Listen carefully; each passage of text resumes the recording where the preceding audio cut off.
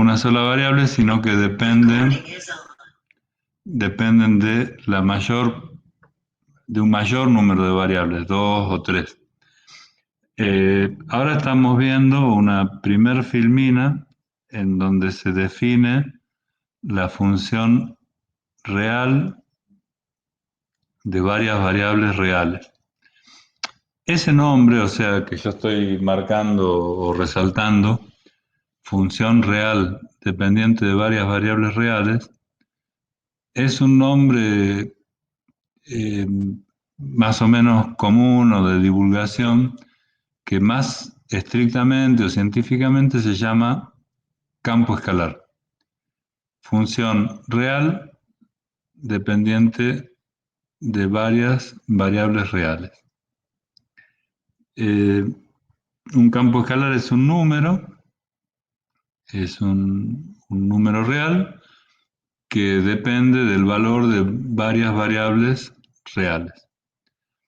Eh, Hay una definición de función real de variables reales, que es la que está resaltada ahora en la pantalla, que es una definición muy estricta, que es la que, digamos, todos nosotros tenemos que usar cuando nos queremos referir a una función real de n variables.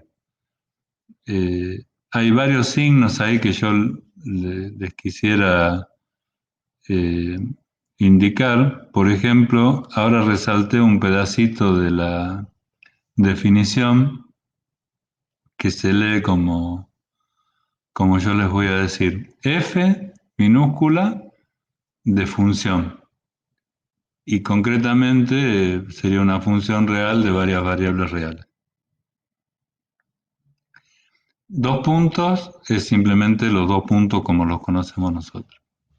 S, la letra S, sería un conjunto de puntos que forman un dominio. El símbolo incluido o igual es una notación que ustedes conocen de conjuntos, y R con un subíndice, con un superíndice, perdón, que es n, está hablando del conjunto de los números reales, en este caso de orden n. Los números reales, ustedes conocen el conjunto de los reales, que son todos los números, ¿no es cierto?, de menos infinito hasta infinito, en una dimensión.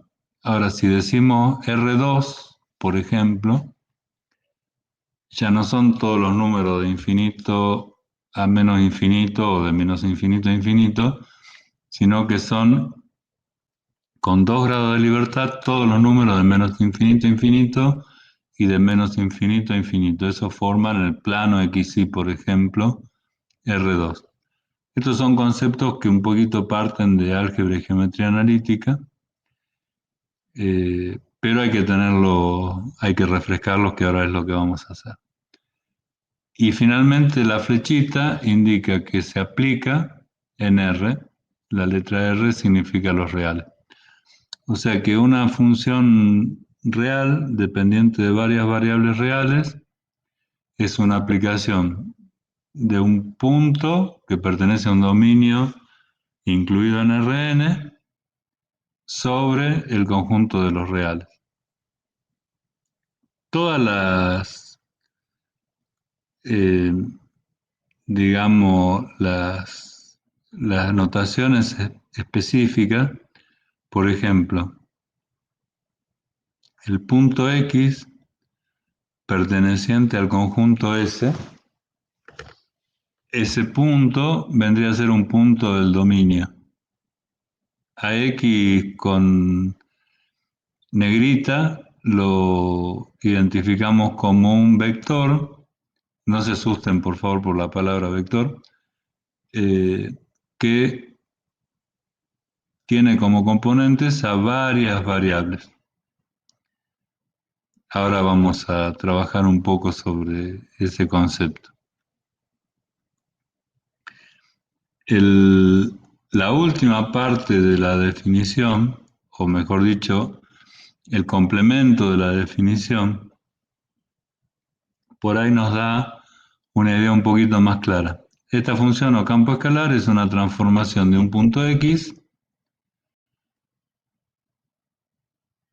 que está compuesto por x1, x2, etcétera, hasta xn, sobre un eje f en R1. Ahora, antes de seguir con esta definición, me gustaría que ustedes eh, intervengan en este momento, ya sea con el chat o levantando la mano, para ponernos de acuerdo en cómo vamos a manejar el concepto de una función real de más de una variable real. Primero, eh, de los 22 chicos que están y chicas que están presentes en el aula, ¿alguien podría definir una función real que dependa de una sola variable real, cualquier función?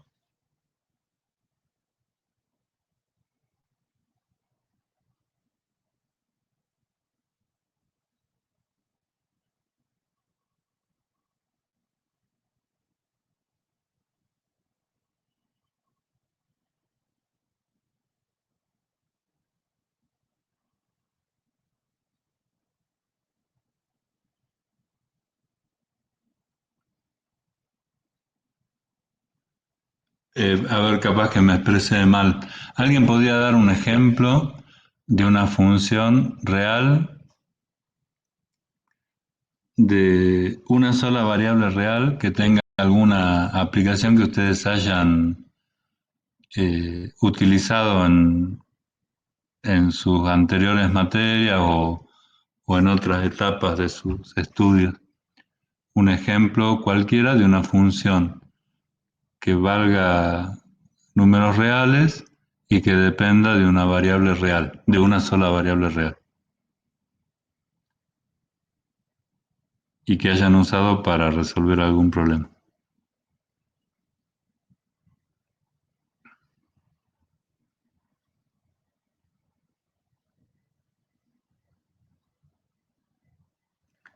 Bueno, en el chat están poniendo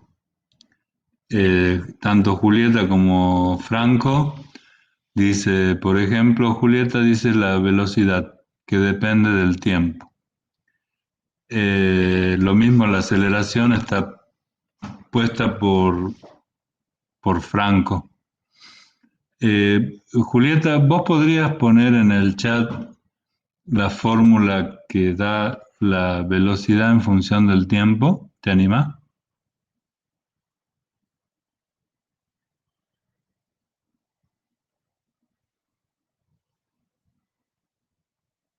Vean el chat, ¿no? Chicos, ¿saben dónde está el chat? Está, lo abren abajo, en la barra de herramientas. A la izquierda hay una manito y como dos cuadraditos. El cuadradito de la izquierda es una pantalla, el de la derecha es el chat. Apretan el cuadradito del chat y les sale todo lo que estamos diciendo a través del chat. Ahora, si, si, si se fijan, ahora, bueno, Julieta está intentando poner una fórmula. Bueno, ahí puso eh, Mariano Centeno, puso velocidad igual distancia sobre tiempo. Muy bien. Vamos a analizar muy bien esa expresión que puso, que ahí está, Julieta también la puso. Velocidad v en función del tiempo igual espacio sobre tiempo. Eh, no hace falta todavía ponerla con diferencial, Julieta, porque olvidémonos de ecuaciones diferenciales entramos en el nuevo mundo de funciones de varias variables. Lo que vos pusiste, velocidad, entre paréntesis t, igual a e sobre t, es perfecto, es lo mismo que puso Mariano, b igual a d sobre t, con otra notación, pero es exactamente lo que estamos eh, tratando de ver en este momento de la materia. Pongamos la segunda fórmula, que está un poco más completa porque aclara de quién es función la velocidad. Y eso es muy importante para que podamos comprender un problema. Acá lo que dice Julieta es que la velocidad es función del tiempo, porque le puso entre paréntesis la letra t. O sea que claramente no es función del espacio y claramente el espacio es una constante en esta expresión. En el caso de la fórmula de Mariano, que pone velocidad igual a distancia sobre el tiempo, no queda claro si la distancia y el tiempo ambas pueden variar independientemente o no. Entonces, volvamos a la fórmula que compartió Julieta y dice, velocidad igual espacio sobre tiempo. Como la velocidad es función del tiempo, es una función de una variable independiente, quiere decir que el tiempo puede variar. Si el espacio es constante, pongámosle 100 metros, claramente la función velocidad, a medida que el tiempo cambia, en la expresión va a cambiar. Si un móvil recorre 100 metros en una hora, va a una determinada velocidad. Pero si para recorrer los 100 metros tardó 3 horas, la velocidad es 3 veces menor. Ese es nuestro concepto de una función de una variable, en donde el número real que representa la velocidad, siempre y cuando sepamos la dirección y el sentido, lo único que estamos calculando es el módulo de la velocidad, solamente depende del tiempo. Eh, por ahí tendríamos que aclarar que el dominio de esta función velocidad es para todo valor de t que sea mayor que cero y hasta infinito, porque tiempo negativo para la determinación de velocidad no tendría mucho sentido físico, y el cero es un punto para el tiempo que no nos permite determinar ninguna velocidad. Acá hago una pausa y espero consultas respecto de este concepto que ustedes lo tienen de análisis 1, o sea, una función de una variable independiente.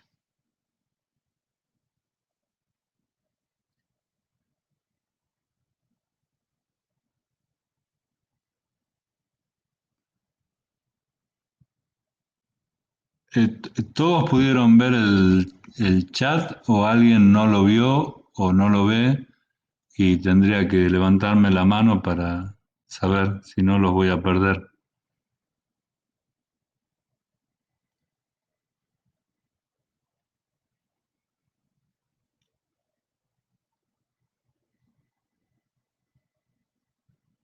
Bueno, nadie levanta la mano, estamos re contentos. Eh, esa función de una variable tiene propiedades, puede ser continua, puede ser discontinua para puntos como t igual a cero, puede tener una derivada, por ejemplo, si el tiempo es la variable independiente y la velocidad es la función, capaz que podríamos encontrar la derivada de b respecto de t.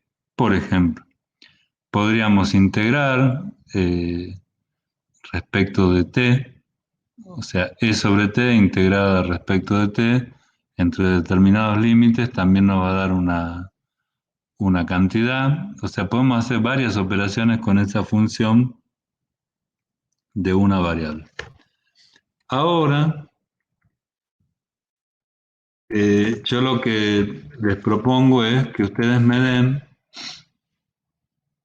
un ejemplo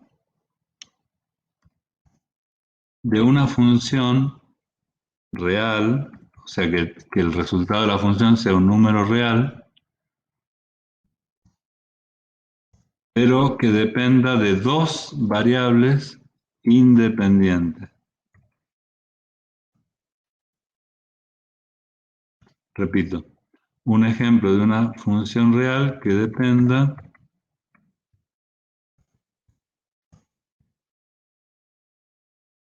de dos variables independientes. Traten de no pensar en física, porque es un prejuicio que tenemos, sobre todo cuando estamos estudiando en la Facultad de Ingeniería, que vimos Física 1 y tal vez estamos cursando Física 2, parecería que la única disciplina que usa la matemática es la física, pero en realidad no es así, ¿no? Hay muchas ciencias que usan la matemática.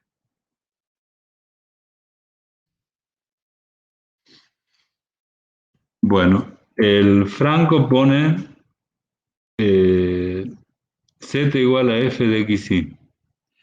Eso es correcto, sería la, la notación. Si están viendo en el chat, chicos, esa sería la notación eh, más genérica para una función de dos variables. Lo que dice Franco es que la función z, si z es real, depende de las variables x e y, en las cuales x es real e y también, pero entre sí no tienen ninguna relación de dependencia, son variables independientes ambas.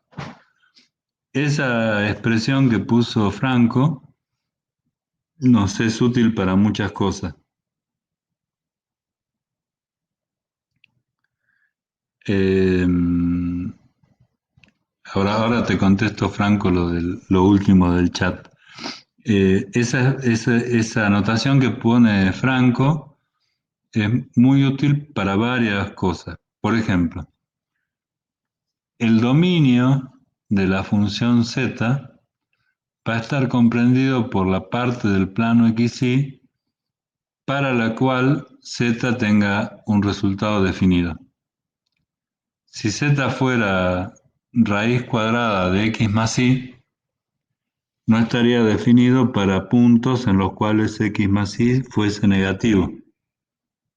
Repito esa parte. El dominio de la función z que puso Franco en su primera anotación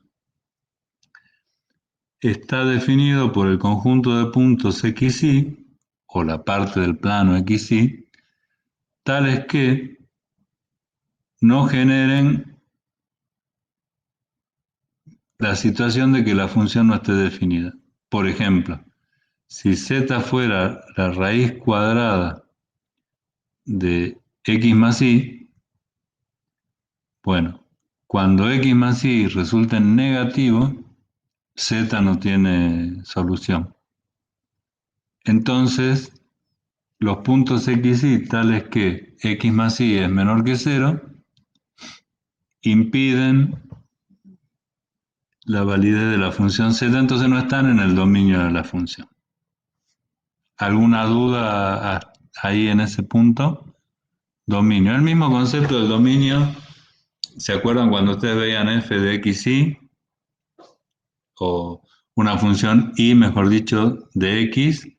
Bueno, si la función y es raíz cuadrada de x, si x es negativa, no está definida.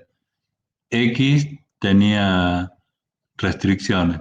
El dominio era x entre 0 e infinito, para que la función raíz de x estuviera definida en el campo de los reales, que es lo que estamos hablando. En este caso, lo que pone Franco en la primera anotación es una función genérica. Bueno, no podemos determinar el dominio porque no conocemos la función. ¿Alguna consulta, chicos?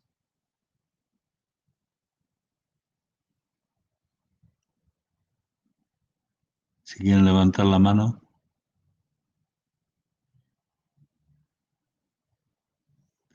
Bueno, si vamos muy bien, ahora Franco puso luego, un ejemplo podrían ser las ecuaciones E3.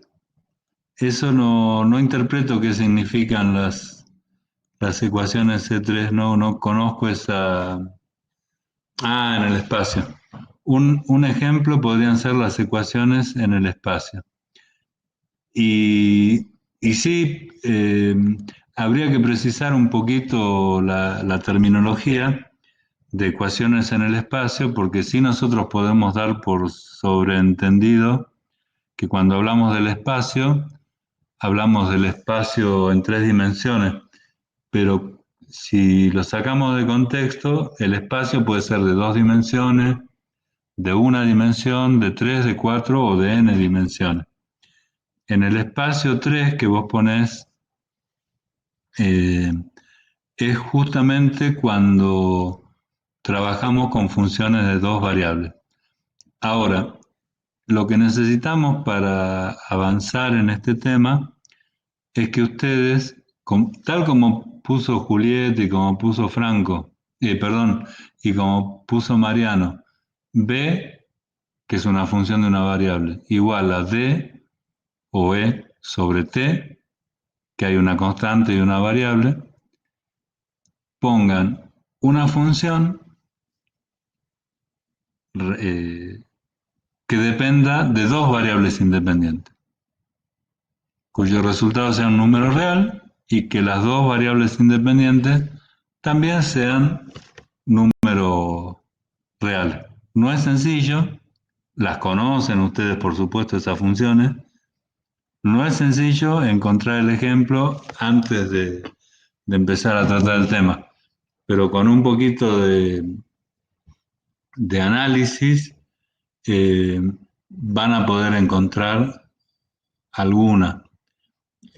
Una sugerencia es, bueno, no les voy a dar ninguna sugerencia, que piensen un ratito en una función que dependa de dos variables independientes. Puede ser una función cualquiera, traten de no pensar en física, por favor, en la materia física.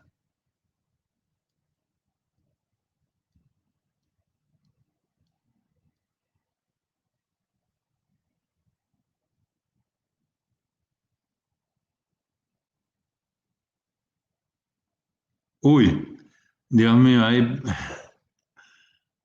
eh,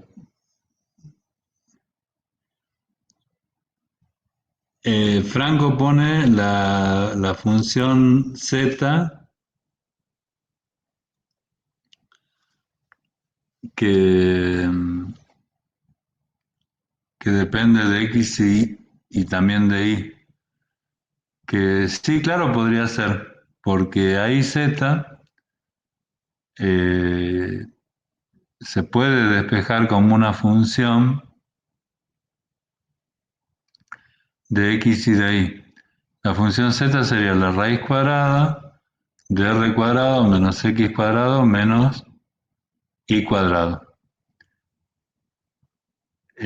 Con lo cual,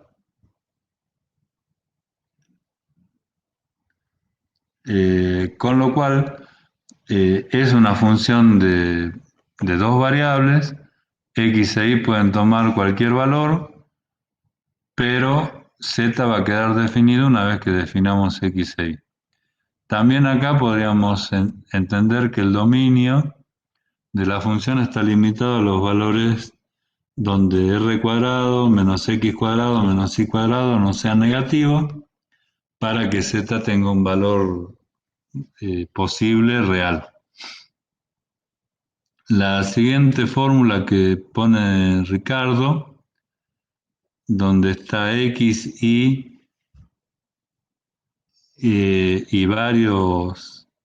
varias constantes. Es muy interesante, ya la voy a anotar para tomar en el examen, pero no por lo menos a mí, desde mi punto de vista, no me lleva a un ejemplo real. La anterior, la de Franco, es como que estoy viendo una esfera. Entonces, esa función sí está llevándome a una aplicación al menos de una función de dos variables. La fórmula que plantea Ricardo está muy buena en cuanto a que es una función de dos variables. Podríamos calcular el dominio, que acá aparentemente es para todos los reales, tanto en X como en Y, dependiendo del valor de las constantes, pero es una función de dos variables. Fran pone X cuadrado más Y igual a 1. Esa es una función de una variable. A ver si nos detenemos en el chat en ese punto, en el de Fran. ¿Por qué es una función de una variable? Porque yo podría despejar Y de esta ecuación y me quedaría que Y es igual a 1 menos X cuadrado. Y ahí sería una función de una variable, cuyo dominio estaría limitado a los valores eh, que la hacen real. En este caso no tiene, digamos, limitaciones ese dominio. Eh, Ese en el caso de Franco. En el caso de Fran, perdón. En el caso de Franco, David, la ecuación reducida de la esfera yo no la conozco, pido disculpas, no la conozco, Franco, pero sí supongo que si se trata de una esfera es una función de dos variables seguramente. Fran reitera la fórmula, ahora con i al cuadrado, pero repito, es una es una función de una variable en donde en este caso i, que está al cuadrado, sería igual a raíz cuadrada de 1 menos x al cuadrado. Bueno, ahí sí el dominio de i estaría limitado por los valores de 1 menos x al cuadrado que no fueran negativos. Y ahora viene Rolando y plantea el volumen de un cuerpo. Rolando, te pido un favor. ¿Podrías poner la fórmula del volumen de un cuerpo que dependa de dos variables, indicando qué cuerpo geométrico, a qué cuerpo geométrico hace referencia?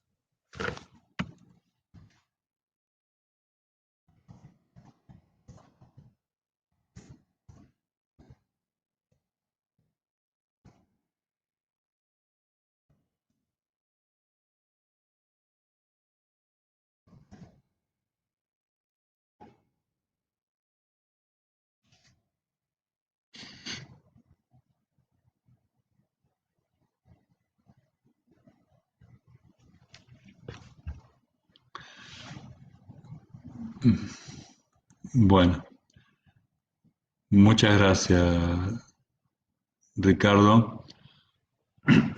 El volumen de un cuerpo que pone Ricardo, donde la base, la altura y, no sé, bueno, el ancho podría ser De la base sería B un lado, A el otro y la altura H, supongamos, de un prisma. El prisma tiene tres dimensiones y ahí podríamos calcular el volumen multiplicándolas entre sí. Si el prisma tiene 2 centímetros de ancho de base, 4 centímetros de largo de base y 10 centímetros de altura, va a tener 80 centímetros cúbicos de volumen en total. Eso es un ejemplo muy adecuado al cálculo de un volumen del cuerpo. Ahora, la pregunta o la propuesta que yo les hice era dar un ejemplo de una función de dos variables independientes. ¿Cuántas variables independientes hay en la fórmula de volumen del prisma que estamos compartiendo en este momento?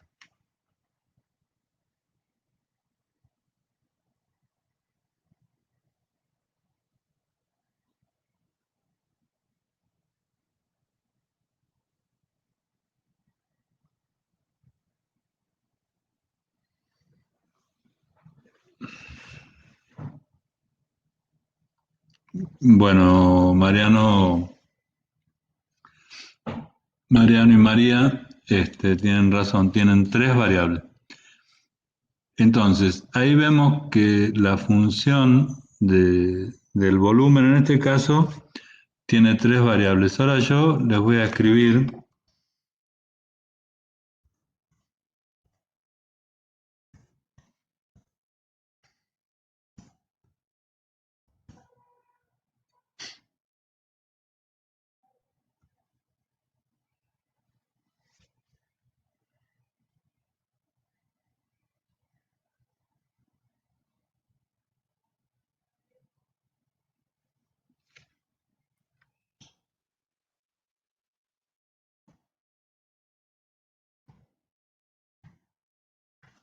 yo les voy a compartir, disculpen la tardanza, eh, también un volumen de un cubo cuyo lado es A y que sería A al cubo, ¿no es cierto?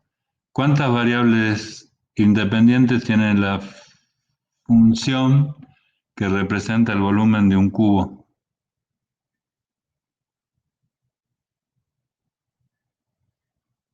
Una. Bueno, una. Muy bien, Ricardo, Rolando, Mariano, todos muy bien. Esa función, si bien es un volumen, se maneja como una función de una variable. Su gráfica inclusive la variable es A y la función es el volumen, se puede manejar en un eje en el plano. A medida que aumenta el volumen en forma eh, exponencial. Pero no necesariamente el volumen implica una función de tres variables, ni de una ni de dos. Más de tres no, pero tampoco una ni dos. Yo ahora vuelvo a la pregunta original, si alguien puede escribir un ejemplo de una función de dos variables independientes que represente el volumen de un cuerpo, que no va a ser claramente una esfera, porque no hay, tampoco va a ser un prisma, porque necesita tres, tampoco va a ser un cubo, porque necesita una. El volumen de un cilindro pone Juan Franco. Eso está muy bueno.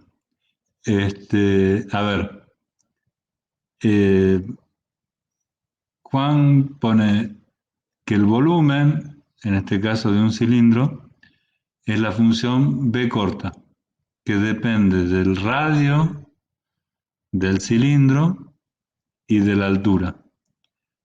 Pregunto, ¿no depende de ninguna variable más?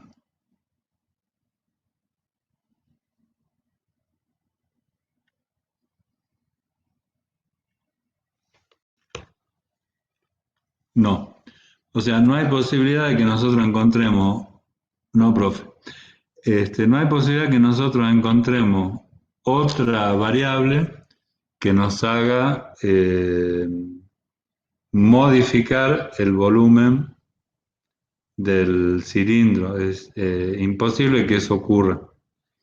Decimos que en este caso el cilindro tiene eh, una dependencia de dos variables. Las dos variables que pone Juan son el radio y la altura. Analicemos las dos variables, el radio y la altura. Están, son dependientes entre sí el radio y la altura, o uno puede elegir cualquier radio y cualquier altura para definir un cilindro.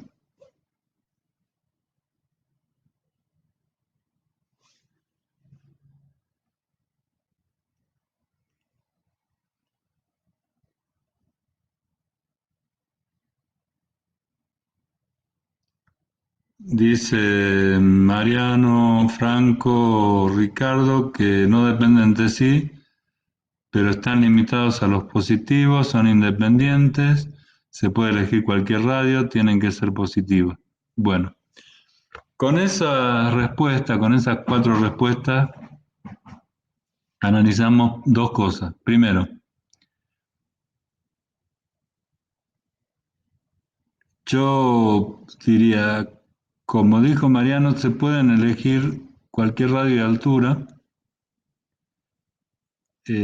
o lo que dice Franco, son independientes, el radio y la altura, es la primera parte de la cuestión y que son dos variables independientes. Yo puedo definir un cilindro con un radio de 1 centímetro y una altura de 2 centímetros. Pero también puedo definir miles de cilindros con radios entre 0,1 centímetro y 10 metros y alturas desde 0,1 centímetro hasta 1000 metros, o hasta 10.000 o hasta 100.000. Entonces, son independientes. Por supuesto, cuando cambien, también va a cambiar el volumen del cilindro, que es el que puso Juan más anteriormente. Lo que Ricardo y Julieta, ahora te contesto Rolando, lo que Ricardo y Julieta completan, digamos, con su respuesta, es que no se puede elegir cualquiera. Es decir, si bien son independientes y no tienen ninguna limitación, en principio, ya asumimos que hay radios que no valen cero ni negativos, ni tampoco alturas que valgan cero o negativas, porque si no, no habría cilindro. Entonces hay el dominio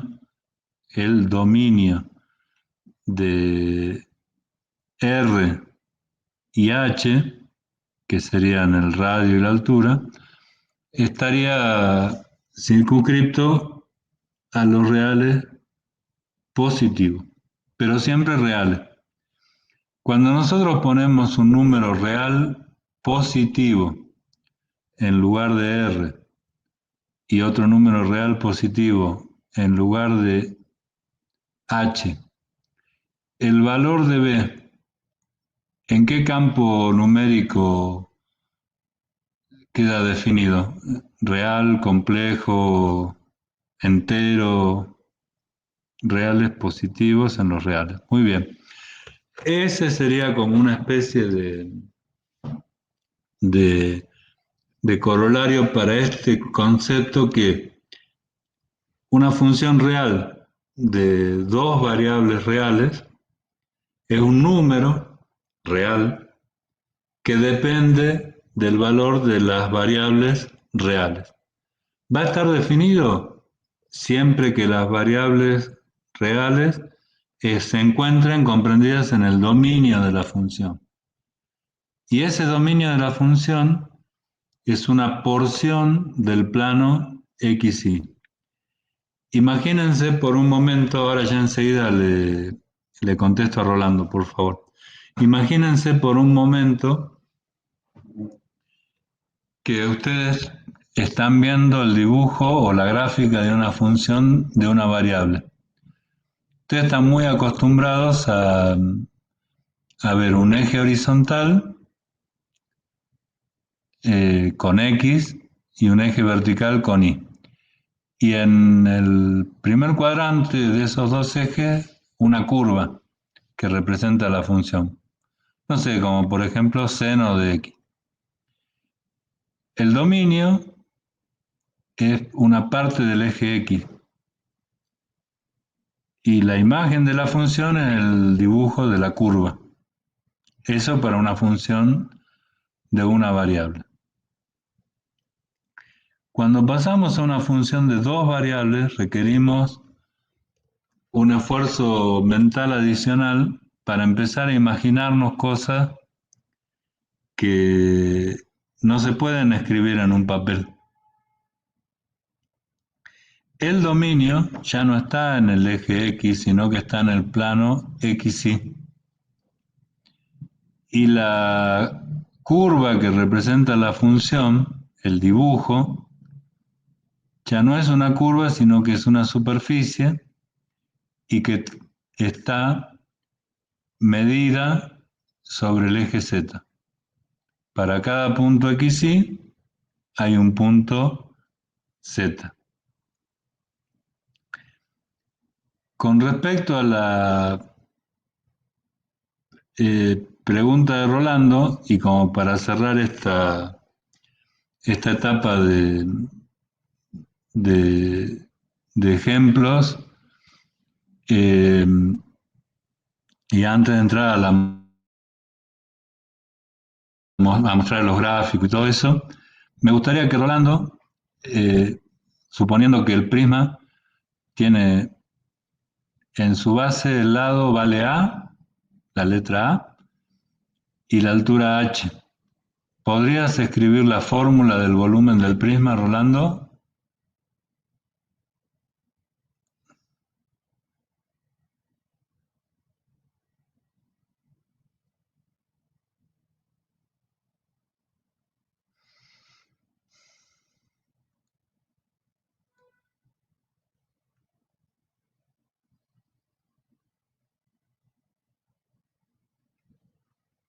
Bien, perfecto, Rolando. Ahí entonces tenemos A al cuadrado multiplicada por H. Si analizamos desde el punto de vista de las variables, la función B solo depende de A y de H. Y efectivamente, como vos decís, es una función de dos variables. A por un lado y H por otro lado. Y se maneja como una función de dos variables.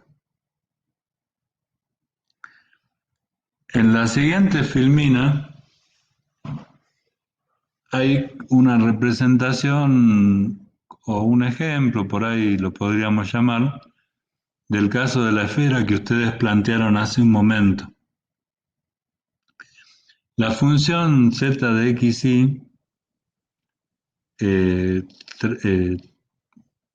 es más o menos la raíz de 1 menos x cuadrado menos y. Esa es la que representaría una esfera completa en el espacio.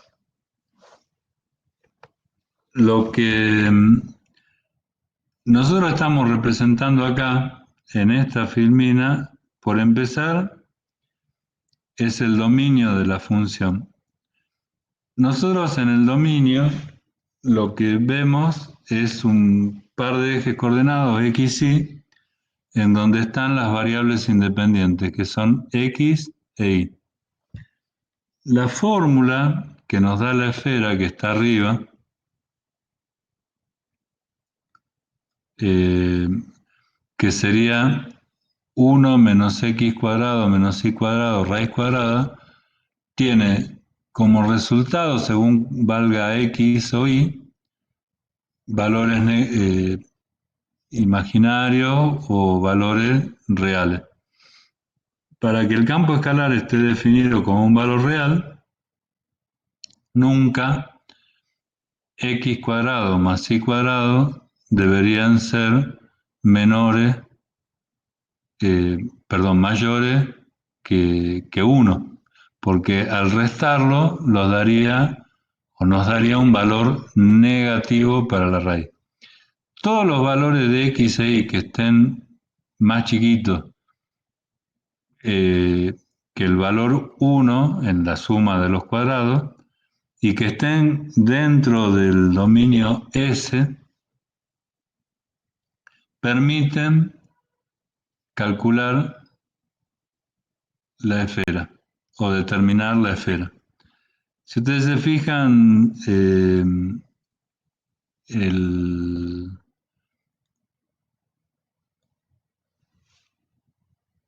a ver si lo puedo mostrar un poco mejor.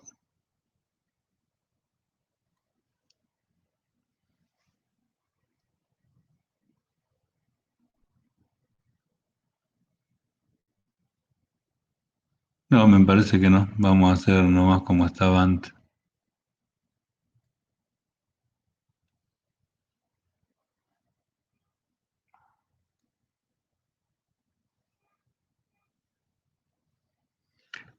Ya lo cambiamos, chicos, no se preocupen.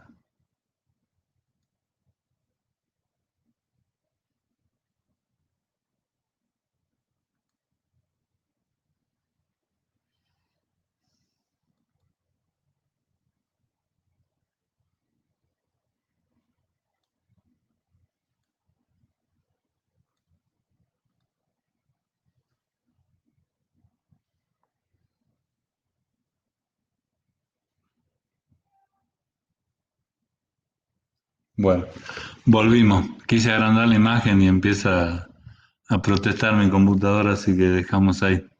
Lo que les trato de mostrar es que los valores de x e y que se mantengan dentro del dominio permiten encontrar la correspondiente imagen que sería la función de la esfera. Para cada valor del dominio van a tener un valor de la función. Esa es una típica función de dos variables independientes. El, la esfera no es cualquier esfera, el radio siempre va a ser 1. Pero acá lo que estamos hablando es de la función. ¿Qué es lo que varía en la función? En la esfera, que ustedes están viendo en este dibujo en 3 dimensiones, es un conjunto de puntos que está en el espacio. Y todos los puntos tienen un conjunto de 3 coordenadas. 2 que corresponden al dominio y una que corresponde a la imagen. La que corresponde a la imagen es el valor de la función. Las 2 que corresponden al dominio son las que corresponden a las variables independientes. A ver, por ejemplo, una pregunta para el chat. Si x vale 0 e y vale 0, ¿en qué punto de la función estamos? Repito, ¿no es cierto? Dada la función de la esfera, si x vale 0 e y vale 0, que están dentro del dominio, ¿en qué punto de la función nos encontramos?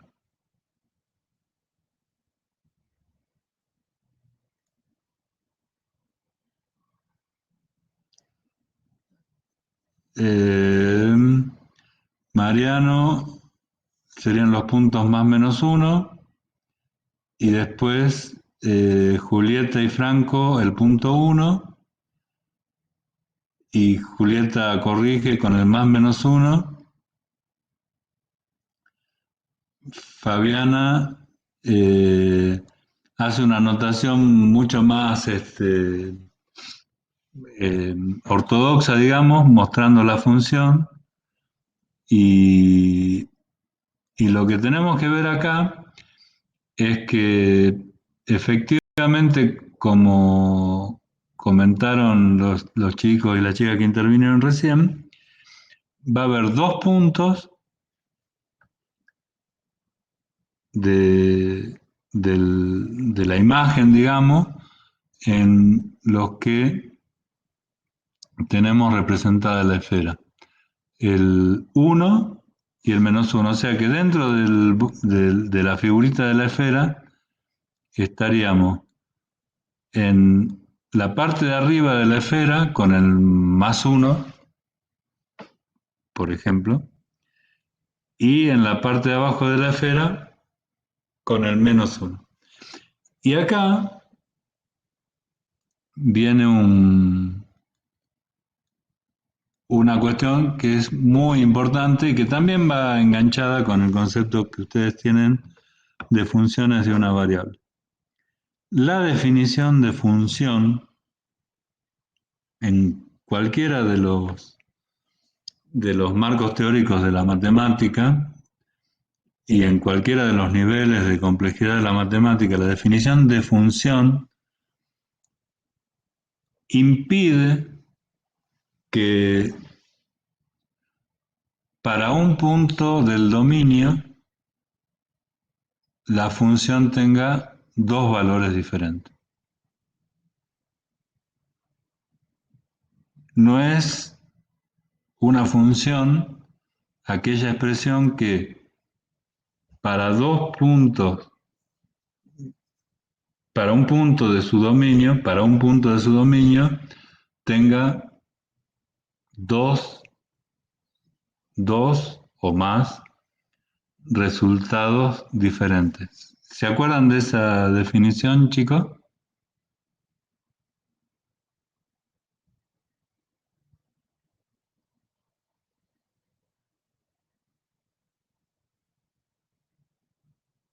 Sí, sí, Mariano, Ricardo, sí. Entonces, lo que habla de la unicidad, sí, estoy hablando justamente de la unicidad y sobre todo de la definición de función, que es la imagen que de un punto en dominio tenemos al hacer la transformación o la aplicación de la función. Y además, el, digamos, el teorema de unicidad o el postulado de unicidad de los valores de la imagen de una función dice que para cada punto del dominio necesariamente debe haber un único punto en la imagen. Esto no lo quiero complicar ahora hablando de que varios puntos del dominio pueden tener el mismo punto de la imagen, pero fundamentalmente no debería interpretarse como una función alguna expresión que para un mismo punto del dominio genere dos puntos en la imagen. Acá, en este ejemplo que yo les doy, en donde de repente para un mismo punto que sería 0, 0 tenemos +1 y -1, hay como una pequeña eh, transgresión en la notación que usamos en este ejemplo, que es para mostrar una esfera, en donde la función z igual a xy es más o menos la raíz. En realidad son dos funciones claramente. Una función es z de xy igual a más la raíz de 1 menos x cuadrado menos y cuadrado, y la otra función es z de xy menos raíz de 1 menos x cuadrado y cuadrado. El análisis correcto y completo sería de esa manera. ¿Entendieron, chicos, esa parte?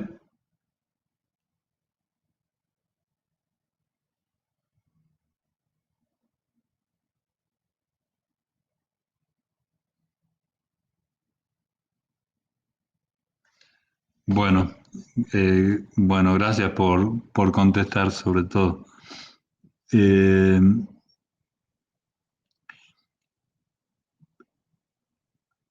acá nosotros lo que hicimos fue ingresar al concepto de una función de dos variables. No se limitan a funciones geométricas ni físicas tampoco. El, supongamos que el precio del pan dependa del precio de la harina y del precio de la levadura. Por decir, ¿no es cierto?, dos variables, que son independientes entre sí, porque la harina y la levadura las hacen distintos productores, dependen de distintas materias primas, dependen de situaciones del mercado. Por ejemplo, ahora que nosotros, la mayoría de las personas estamos tratando de fabricar nosotros mismos el pan por razones del aislamiento, el precio del pan no aumentó, y el precio de la harina y la levadura está por las nubes cuando uno lo va a comprar al por menor. Esos precios, el de la harina y el de la levadura, son independientes. Si uno los mezcla y hace pan, el precio del pan va a depender de la suma proporcional de esos dos precios. Y es una función de dos variables. El estudio de funciones de dos variables, de tres, de cinco o de n variables, es muy importante porque en la mayoría de los procesos reales, las funciones no dependen de una sola variable, ni los más simples. Eh, pero sí es necesario todo el análisis de funciones de una variable para poder encarar lo que encaramos ahora, que es el análisis de funciones de dos variables. Les muestro una diapositiva en la que hay una función de dos variables dibujada, mostrada de distintas formas. En la forma que la resalto ahora, esa función es como si ustedes la estuvieran viendo en un gráfico de tres dimensiones con las rayitas que marcan las distintas graduaciones de los ejes X, Y. Entonces, ahí tenemos como una especie de prisma en donde está incluida la función. Eh, el plano XY está en el eje XY. Hay un cero, digamos, a ver si lo puedo marcar, que está por acá, que sería el nivel del plano XY, y después la función que tiene valores positivos en alguna parte del plano XY y valores negativos en otra parte del plano XY. Dibujar esto a mano no es fácil, eh, pero es una forma con algunos software de dibujos en 3D, de hacerlo. Yo ya le voy a poner graficadores 3D para que puedan ver las gráficas de las funciones que vamos haciendo. Otra forma diferente de representar una función de dos variables como esta es hacer el ejercicio de plantearla en una sola variable como estamos acostumbrados. O sea, reducir lo que son dos variables, o sea, una gráfica en el espacio, a una gráfica en el plano. Lo que le estoy resaltando ahora es un dibujo en el plano que con un poco de imaginación nos lleva a deducir el gráfico en 3 dimensiones. Acá, por supuesto, en este dibujo en 2 dimensiones no están las referencias, pero debería decir, por ejemplo, el rojo muy oscuro, 10 centímetros, por decir algo, el rojo un poco menos oscuro, 8 centímetros, y así los distintos colores, hasta el amarillo, que debería decir 0 centímetros, pongámosle. Entonces, ese que parece como un huevo frito, digamos, que está ahora resaltado, estaría representando esta montañita si la viésemos reflejada en el plano. Es como si la tomáramos una foto con un dron desde arriba y la hubiéramos pintado a la montaña con distintos colores de acuerdo a la altura. Este gráfico que permite con un dibujo en el plano, que es mucho más fácil de hacer, representar un dibujo en el espacio, se llama curva, plano o superficies de nivel. ¿Se interpretó eso?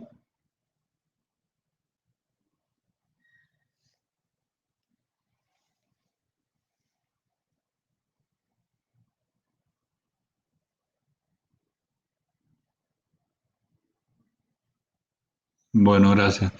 Díganme de esas, por favor, chicos, de esas planos de nivel o curvas de nivel que recién comparamos como este, que corresponde a, a esta montañita con perdón, digamos, de la brutalidad del ejemplo, pero digamos una montañita que, que está dibujada en 3 dimensiones, el paso a 2 dimensiones.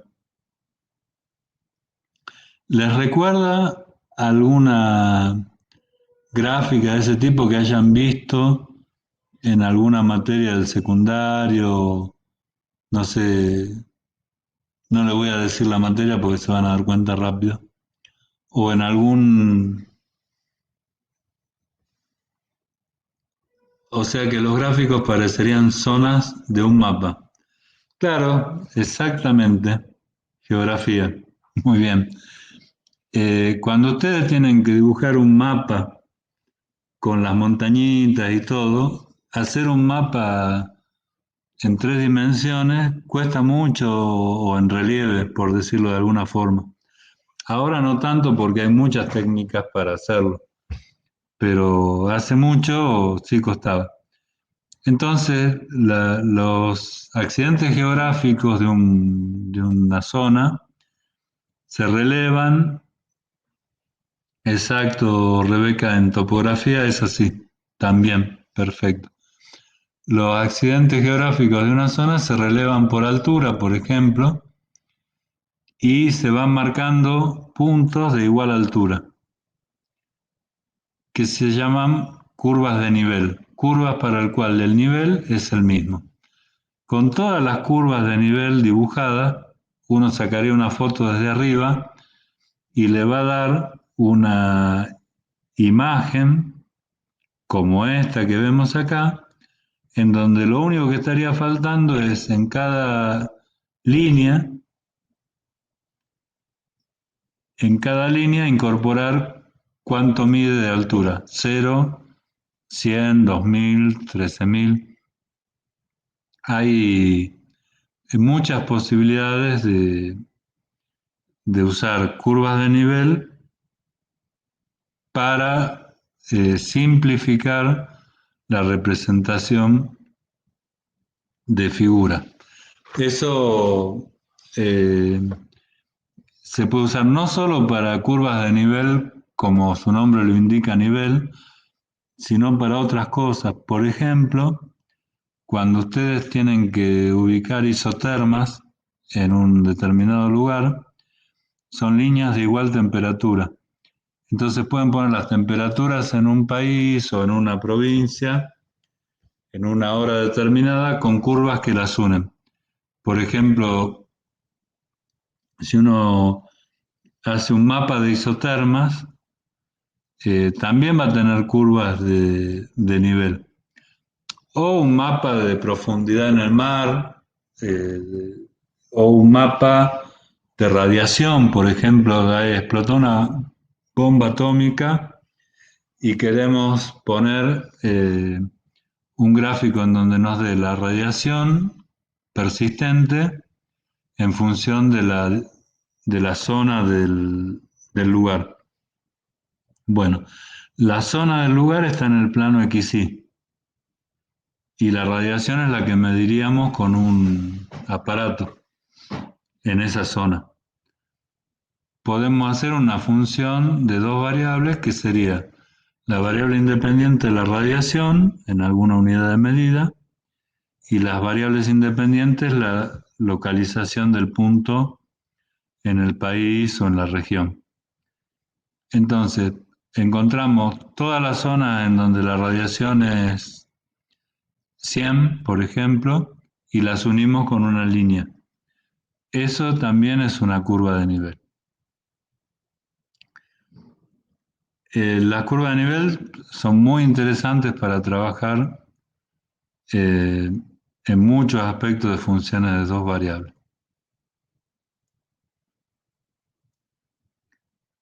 El programa que les voy a pasar para que trabajen con gráficas en dos variables, no me acuerdo si ya se los puse, creo que no, es el Microsoft Mathematics. Es un programa, a ver, es un software de Microsoft que es gratuito, que está incorporado a las aplicaciones que Microsoft tiene en forma gratuita y que se puede descargar. Yo les voy a poner el sitio de descarga esta tarde en el aula virtual.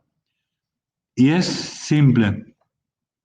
Bueno, simple una vez que lo empezamos a manejar. No hay un manual ni nada, pero fundamentalmente es como la mayoría de los programas de Microsoft, uno logra eh, representar gráficamente una función de dos variables casi como si estuviera en el espacio a partir de la función que escribe simplemente en el programa.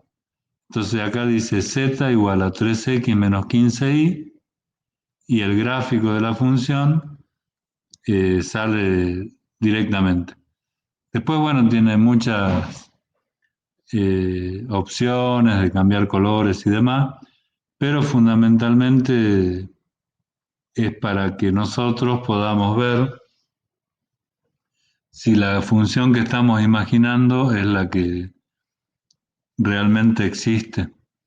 Este programa, como les digo, es muy interesante, no ocupa espacio de memoria, ocupa muy poco, se puede cargar. No estoy seguro si hay aplicación de celular, pero me voy a fijar. Y funciona muy bien. La ventaja que tiene es que, a diferencia de hacer una gráfica en dos dimensiones a mano, que realmente es muy complejo, permite tener la imagen. Igual nosotros vamos a tener que hacer gráficas a mano porque tenemos que practicar cómo se hace y es bueno, digamos, adquirir esa competencia, digamos, de dibujar en el espacio. La pregunta de Julieta dice si las curvas de nivel solo se usan para representar de R2 a R. Sí, porque Julieta. Eh, Nosotros R2 es la última posibilidad que tenemos para ver una imagen con nuestro sistema de los cinco sentidos que tenemos. Así como podemos ver esta, este pedazo de plano, digamos, que está dibujado en un color rojizo en el espacio, lo podemos imaginar. Imaginemos también por un segundo que la función z, que está acá planteada como 3x menos 15y, tuviera además más u, donde u también fuese una variable independiente. No sé si me explico, lo voy a poner en el chat. Eh, mm, Perdón que me demore, pero bueno, eh, así son las cosas.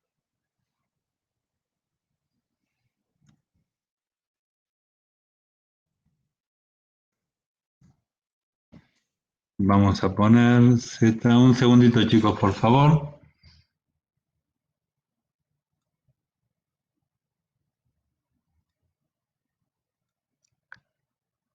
Decía 3x menos 15y.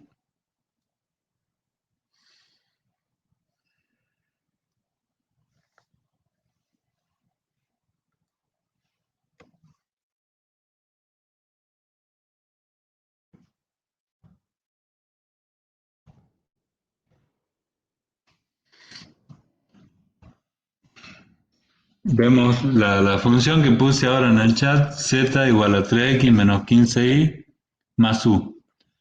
Esa es una función de tres variables independientes, no de dos. Es parecida a la anterior, a 3x menos 15y, pero con la diferencia de que aparece otra variable. ¿Esa función a dónde va a estar representada? ¿En qué parte del espacio, por decirlo así?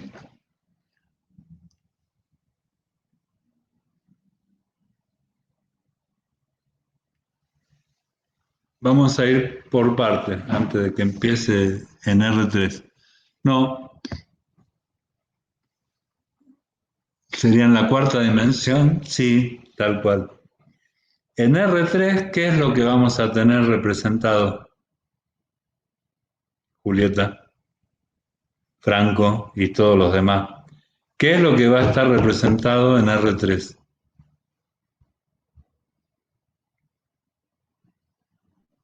Dos variables, no. X, Y Z. Perfecto. O sea, ahora en R3, en el espacio, ahora en R3, el espacio R3 de tres dimensiones, solo nos alcanza para poner el dominio de la función, que va a ser un cuerpo sólido. El dominio de la función puede ser una esfera o depende de los valores del dominio, pero va a ser una cosa sólida en tres dimensiones. Este, bueno, Julieta, a ver, discúlpame, claro, pero la verdad que no es sencillo para nosotros imaginarnos la cuarta dimensión. A cada punto de R3, de un dominio que está en el espacio R3, le toca un punto en R4.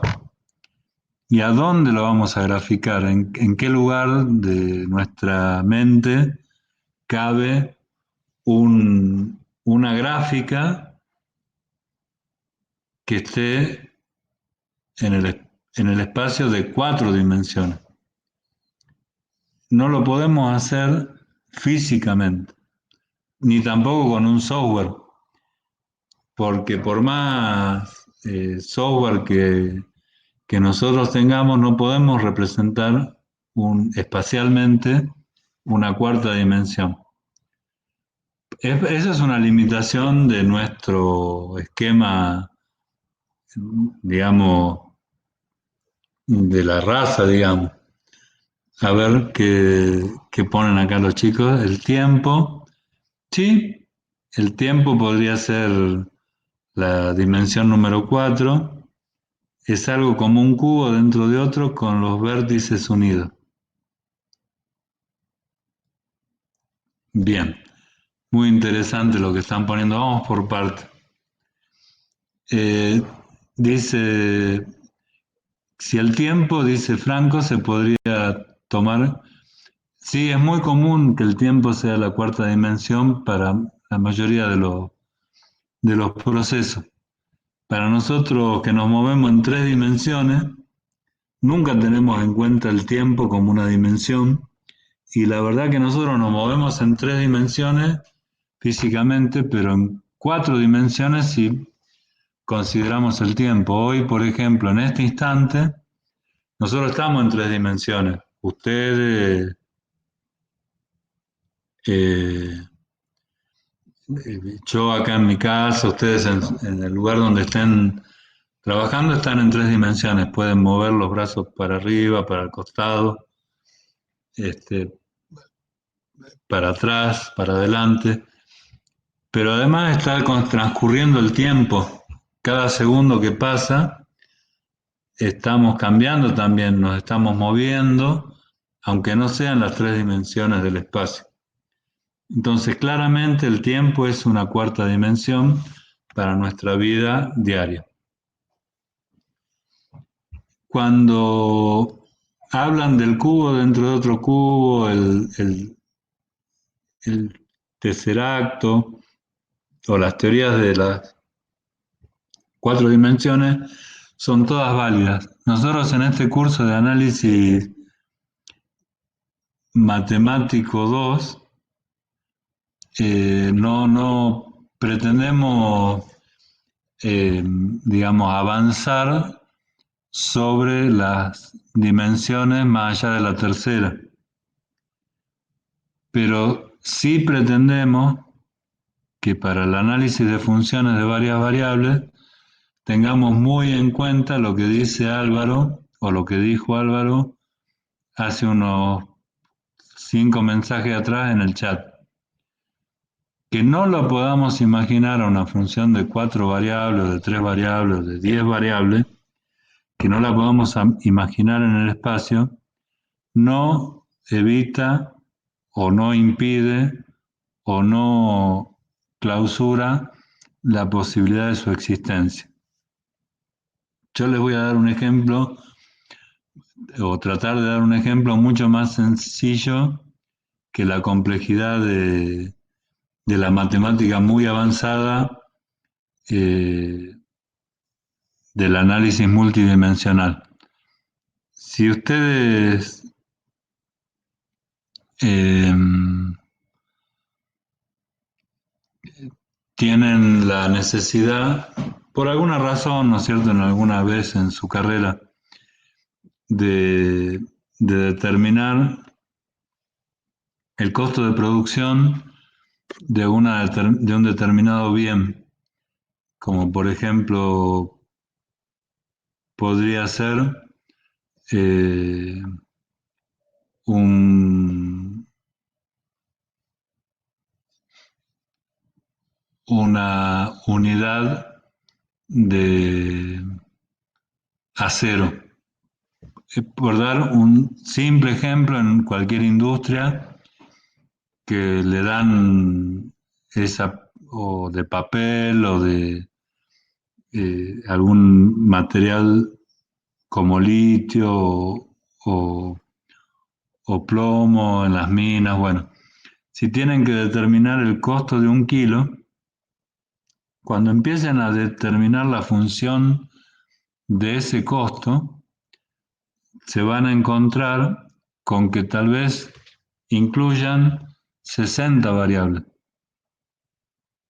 Por ejemplo, en Mina Aguilar el costo del kilo de plomo puro que sale va a depender, entre otras tantas cosas, de los gastos fijos de la compañía, de los gastos de los contratistas,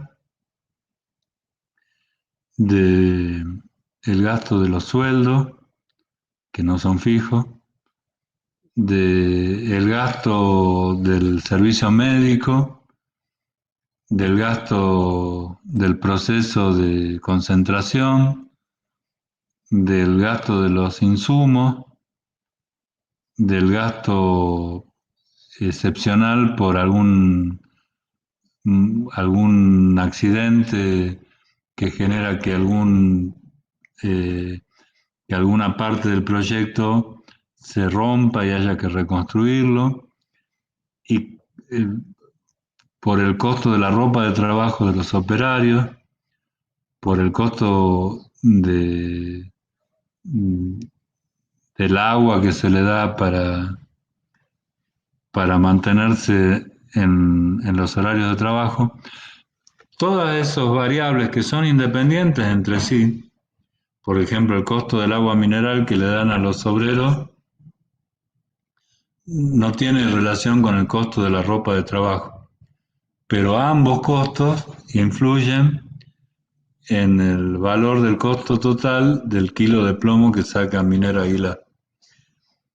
La gente de costos, la que trabaja en costos, que son en la mayor parte de los casos ingenieros industriales o ingenieros en mina, apoyados por ingenieros informáticos, tienen que construir funciones de 30 o 40 variables que ni por asomo nosotros imaginamos su representación gráfica. Tampoco es necesario que la imaginemos.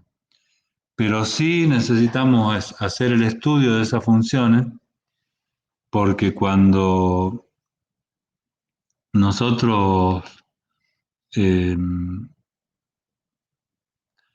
necesitamos conocer, por ejemplo, cuando una función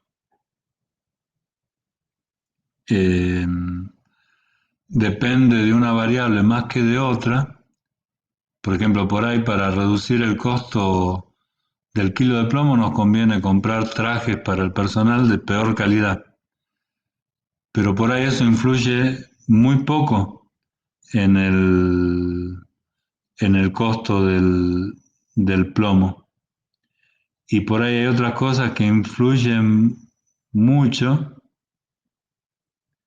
y eso es lo que nos conviene eh, cambiar.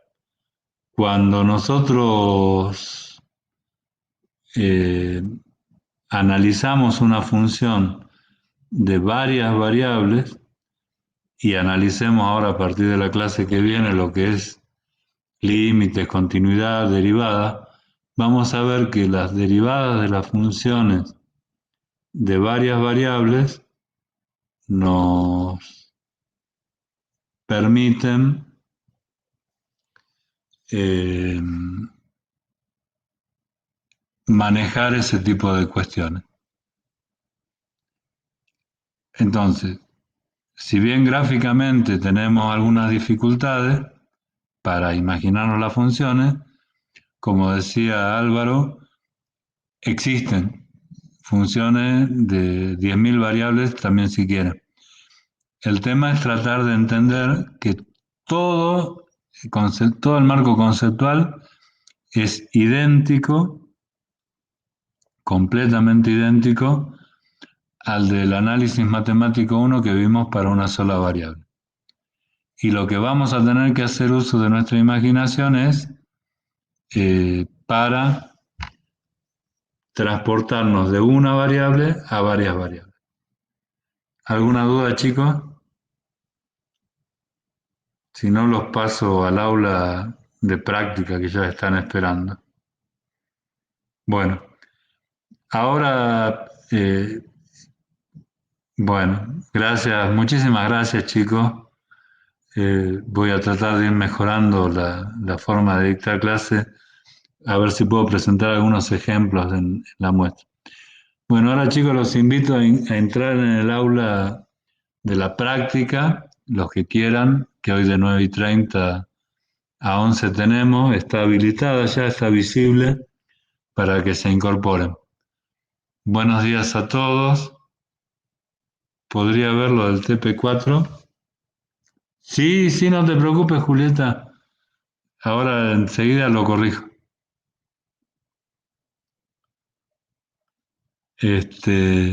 Ahora entonces los dejo para que ingresen si quieren a la clase de práctica y nos vemos el jueves a las 8.